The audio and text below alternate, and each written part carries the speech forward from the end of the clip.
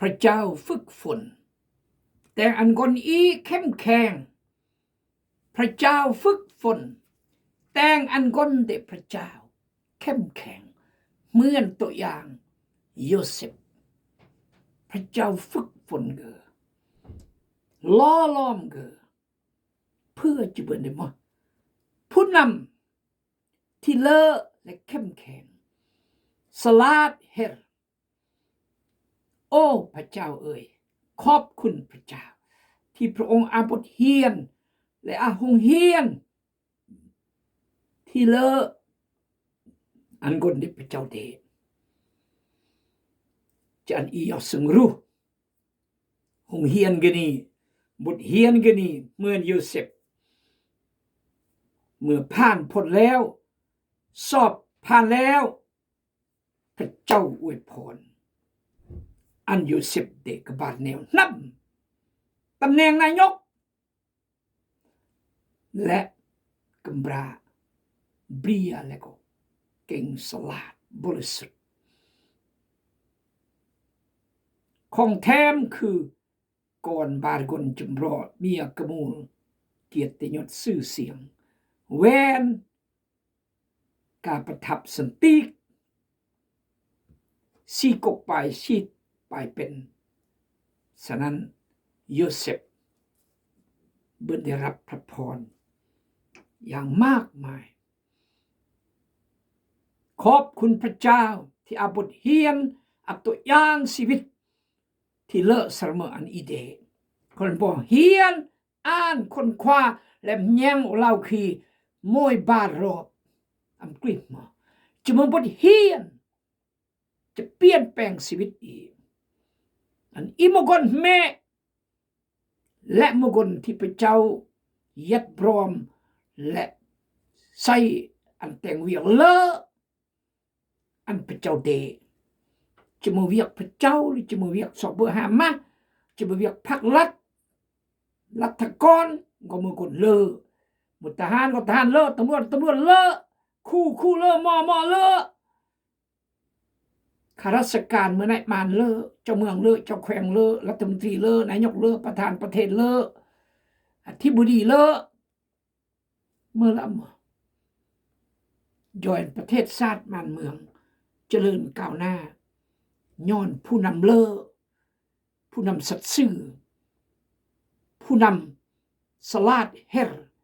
ผู้นำเก่งกล้าสามารถพี่น้องเลยก้อนยาโคบดังสมะก็คือโยเซฟกับยูดาเหมือนอีเฮียนลำย่อมือลาดแหละหือ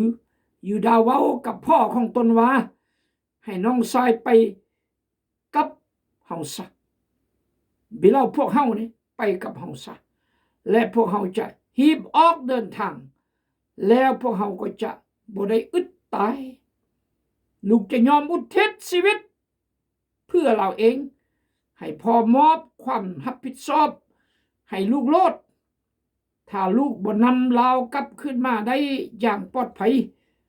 ลูกจะยอมเป็นผู้รับผิดชอบต่อพ่อตลอดชีวิตถ้าพวกเฮาบ่ศึกษาอยู่อย่างนี้ป่านนี้พวกเฮาคงจะไปและกลับมาเป็นเที่ยวที่สองแล้วพ่อของพวกเขาจึงว่าถ้าดังนั้นให้เฮ็ดดังนี้ถ้าดังนั้นให้เฮ็ดดังนี้ถ้าหักมือแนวกว่านี้อันแต่งแนวเนาะในสถานการณ์หัวเลี้ยวหัวต่อเครียดบินาไม่จะแต่งหนึ่งซิเมโอนถูกกักตัวอยู่ได้อียิปต์ยงอัมพลอยอันเบนจามินยอมาจะมาอึดโยเซฟนายนำอียิปต์บีบอันอร์กายเบนจามินบ่ยังสถานการณ์สภาพการตึงเครียดจนตะแจ ก้อำตกตายแหมปลอย8 คนดึนนี่เปิ้มเรียนความคิดความเห็นจะโน้มน้าวเกลี้ยกล่อมเราใจยงเพื่ออันยงยอมปล่อยเบนจามินแต่ยูดาห์กล้าเราอุทิศชีวิตโออันกเดอุจอร์กกับกายถ้าเมื่อเกิดขึ้นอุจรับผิดชอบตลอดชีวิตผู้ไหนกุนอีกี่คือลักษณะผู้นำในสถานการณ์อันปกติอันไว้วางใจครึมอีกต้องผู้นำที่โปโลเคลื่อนและแก้ไขวิกฤตสถานการณ์เบื่อกี่คือผู้นำเมื่อเต็นแย่งมาย่อลุกมันว่าสุดท้ายกลียอดีมากเยอะเกินแต่ยูดาเมื่อแนวนี้ครอสมาเลก่อนกุมุนตุสรีลอยจำคนยะตะลาวไทยจีนเวียดนามอเมริกาแคนาดาฝรั่งเศส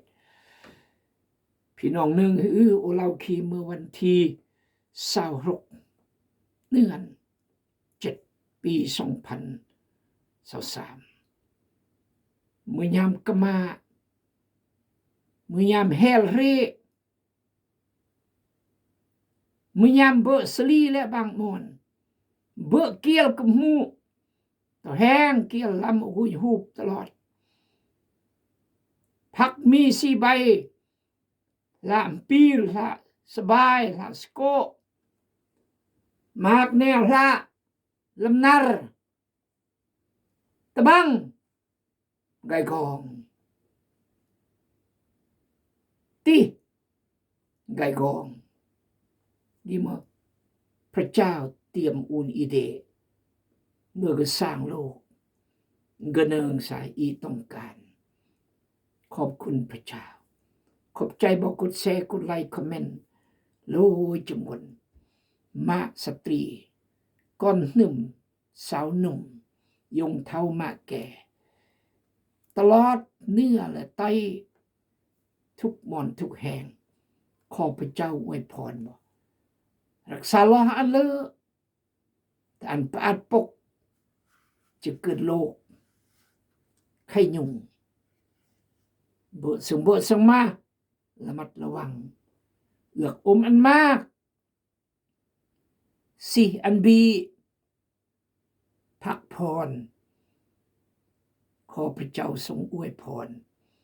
รักก้นกุมหูเป็นห่วงก้นกุมหูนักเรียนนักศึกษาปัญญาสนโลยจำนวนข้าราชการเจ้านายขอพระเจ้าอวยพรถ้าคริสเตียนจุอันชีวิตเปลี่ยน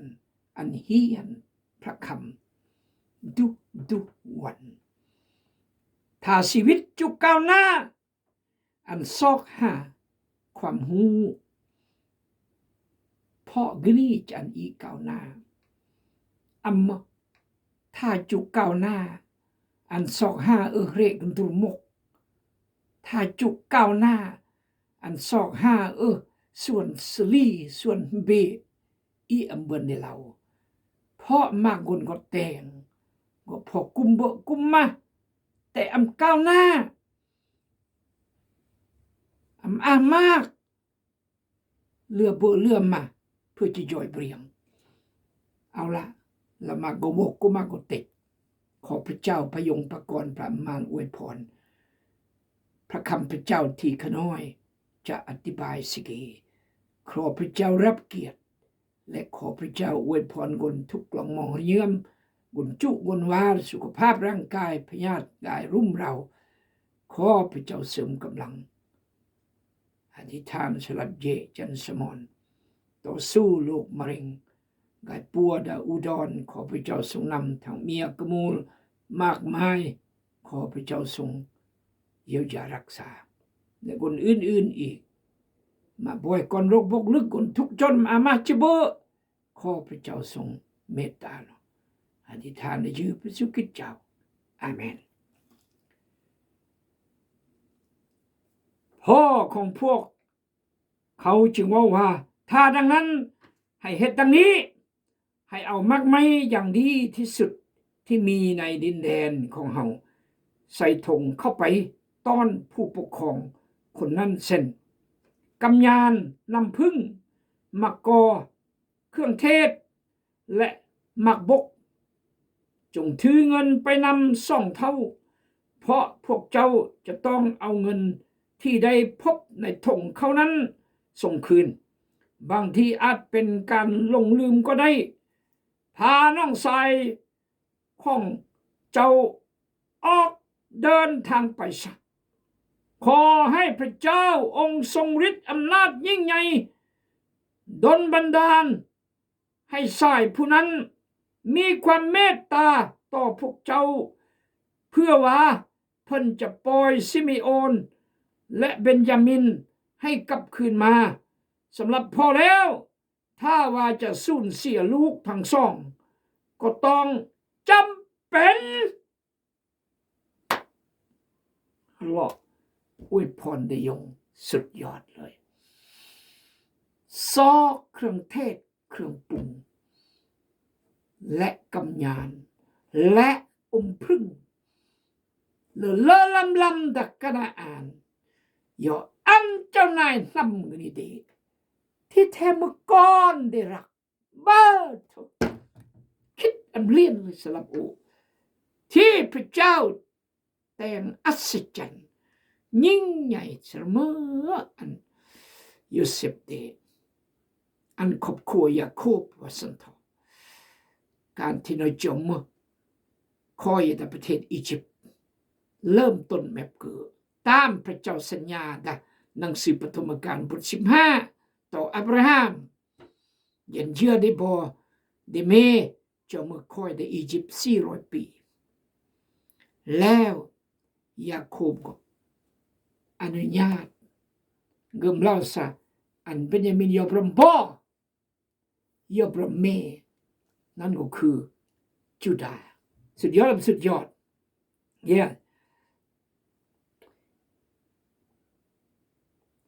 ขอให้พาน้องชายของเจ้าออกเดินทางไปซะข้อ13ปฐมกาลบท43ข้อ13พาน้องชายเจ้าออกไปซะเพราะจูดาห์ประกันยืนยันอุทิศสติจะรับผิดชอบถ้ามันเมื่อเกิดขึ้นโอเคหมดยอดขอให้พระเจ้าองค์ทรงฤทธิ์อำนาจยิ่งใหญ่ดลบันดาลให้ชายผู้นั้นมีความเมตตาต่อพวกเจ้าป้าที่ถูกโยเซฟจะคิดนะมั้ง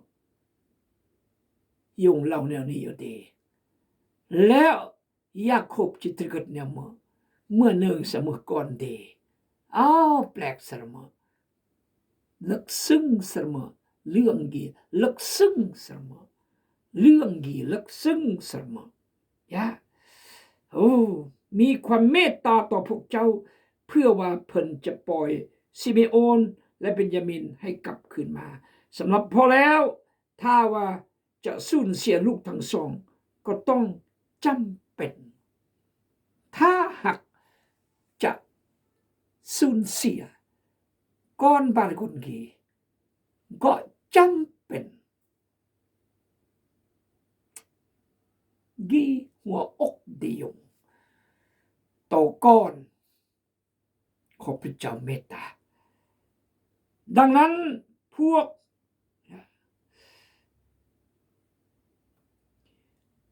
ลูกชายของยาโคบจึงนำของต้นและเงินส่งเท่าพร้อมกับเบนยามินออกเดินทางไปยังประเทศอียิปต์เมื่อไปฮอดพวกเขาก็เข้าไปหาโยเซฟปุ๊บเลยได้ตรง ยูดาห์และออดแต่งพอเมื่อโยเซฟเห็นเบนยามินมากับพวกเขาเพิ่นจึงสั่งคนรับใช้ผู้รับผิดชอบในเฮือนของตนว่าจงพาคนเหล่านี้ไปในเฮือนของข้อยเพราะในตอนเที่ยงคนเหล่านี้จะกินข้าวนำข้อยฉะนั้นจงไปฆ่าสัตว์และจัดแจงอาหารไว้เด้อนายนับเราแนวเก้ออย่าลุกน้องน้องกายตะกางโออับแล้วผ่านโตจะมาลำโบมมากสุดแล้วจัดอาหารหรือเลอะลำเอ้าเต้ยโดยขน้อยทำนองนี้แหละนี่คือ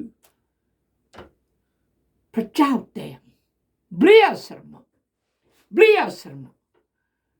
พี่น้องพร้อมบอกจะกูดงอนได้พระเจ้าพร้อมบอกจะอันพระเจ้าแทรกตะแหลงอีกและอันพระเจ้าล่อล้อมอีกศึกษอนอีกดังงอนได้พระเจ้าอาจอำเจ็บอำดอมแต่บ้านปลายดักกันสุดเหมือนโยเซฟ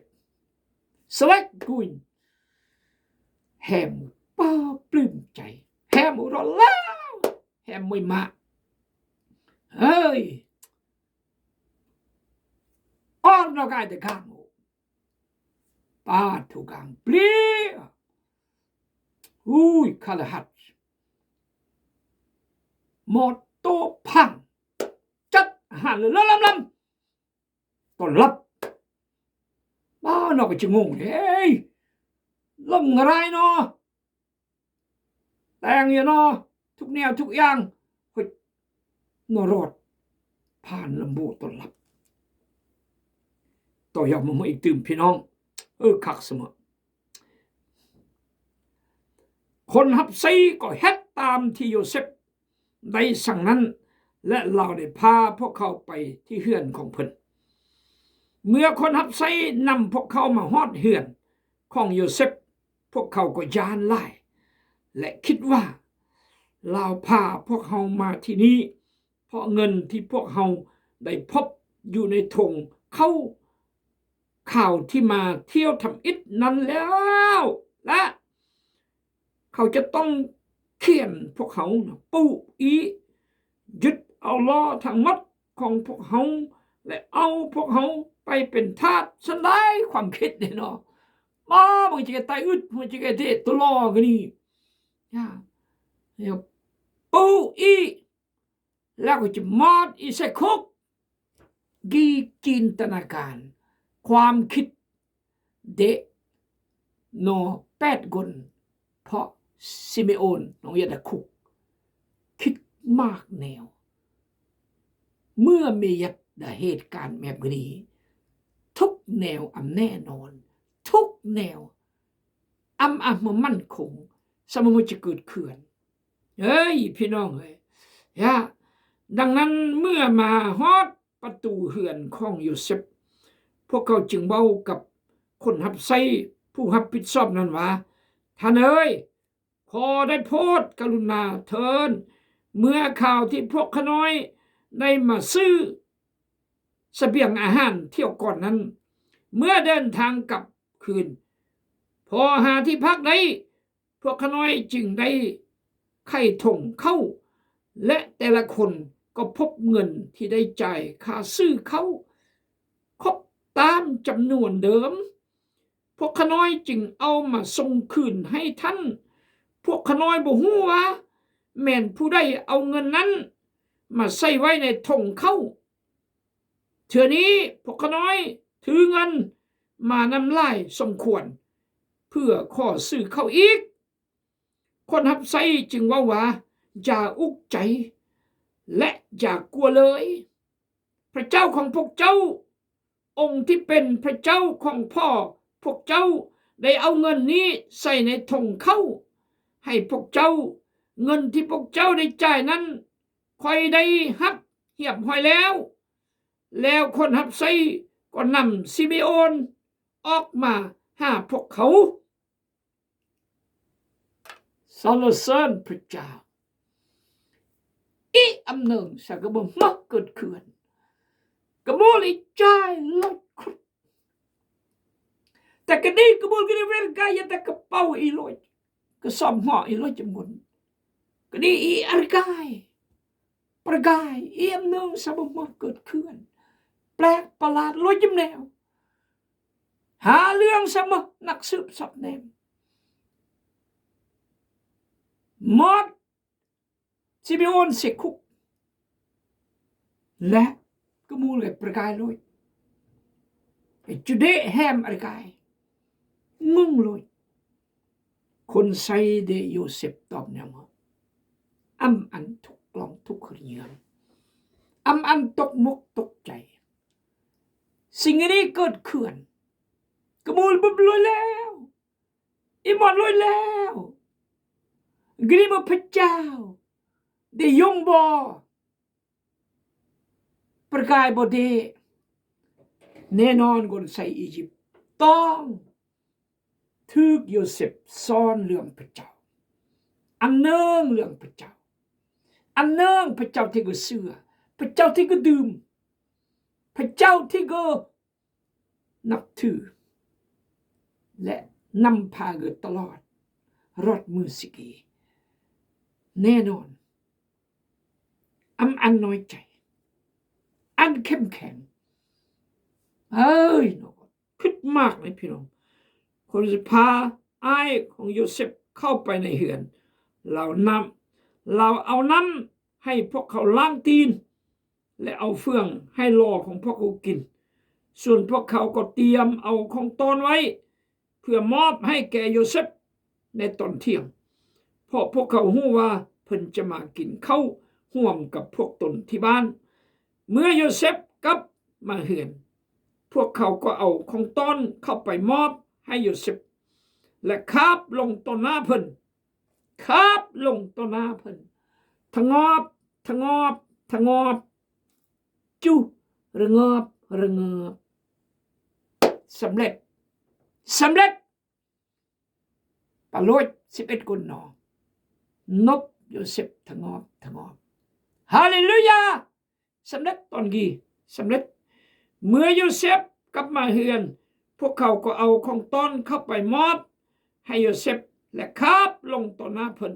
โยเซฟได้ถามถึงความทุกข์สุขของพวกเขาและถามว่าพวกเจ้าได้เว้าสู่ค่อยฟังเรื่องพ่อของพวกเจ้าที่เฒ่าแก่แล้วนั้นเดี๋ยวนี้เพิ่นเป็นอย่างนั้นเพิ่นยังมีชีวิตอยู่และสบายดีบ่พื้นโอเดตูนโอเดสเดอายงเฒ่าแก่แล้วก็นี่ยาเมื่อยงบ่อย่าเลิกสิไม่บ่ต่อยะพวกเขาตอบว่าพ่อของพวกขน้อยผู้หับไส้ที่สัตย์ซื่อต่อท่านยังมีชีวิตอยู่และยังสบายดีแล้วพวกเขาก็คาบลงดินต่อหน้าโยเซฟ2 บัดแล้วก็บาบัดแล้วคาบลงดินต่อหน้าโยเซฟพี่น้องเอ้ย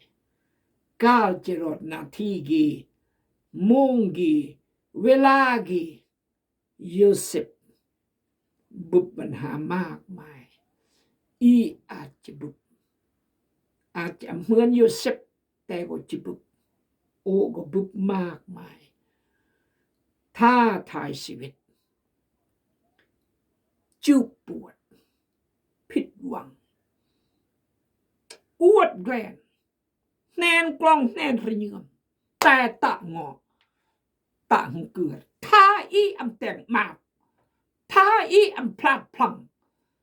โยเซฟอำพลาดมากบัดอำสำเร็จหลอมโปพ่อสันดูตรดีงอร์ลือเล่สำเร็จสันดู